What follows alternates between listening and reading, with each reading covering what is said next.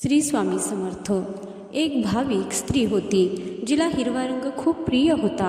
एकदा तिने स्वामी समर्थांना प्रश्न विचारला, महाराज, चंदाताईला हा हिरवा रंगच का एवढा भावतो?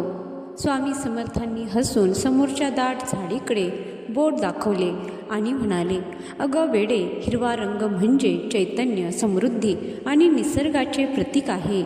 स्वामींनी तिला समजावून सांगितले की हिरवा रंग डोळ्यांना थंडावा देतो। चंदाताईचा स्वभावही असाच आहे। कितीही कठीण प्रसंग आला तरी ती शांत राहून सगळ्यांना आधार देते। झाड जसं सतत वर वाढत राहतं आणि दुसऱ्याला सावली देतं, तसंच चंदाताई स्वतःची प्रगती करताना कुटुंबातल्या प्रत्येकाची प्रगती व्हावी म्हणून झटते।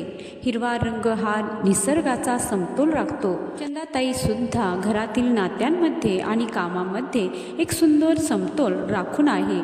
स्वामी शेवटी म्हणाले, ज्याचा आत्मा निर्मळ असतो आणि ज्याच्या मनात इतरांबद्दल सेवाभाव असतो त्यालाच हिरवा रंग प्रिय वाटतो, कारण हा रंग जगण्याचा आणि जगवण्याचा आहे। तसेच ज्याला पिवळा रंग आवडतो ती व्यक्ती इतरांना मदत करणारी, आनंदी आणि आशावादी असते। निळा रंग आवडणाऱ्या व्यक्तीचा स्वभाव हा स्वाभिमानी, शांत आणि विश्वासू असतो। लाल रंग आवडणाऱ्या व्यक्तीचा स्वभाव हा प्रेमळ पण प्रसंगी तापट असतो।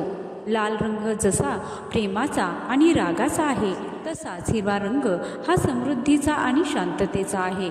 तर मंडळी, यातून बोध हाच मिळतो की रंग जरी वेगवेगळे असले तरी त्यानुसार माणसाचे स्वभाव हे सुद्धा खूप वेगवेगळे असतात। सकारात्मक आणि नकारात्मक या दोन्ही छटा आपल्याला रंगामधून समजत असतात। रंगांमधून सकारात्मक बाजू घ्यायची की नकारात्मक बाजू घ्यायची हे ज्याचे त्यानेच ठरवायचे आहे, हे कायम लक्षात ठेवा।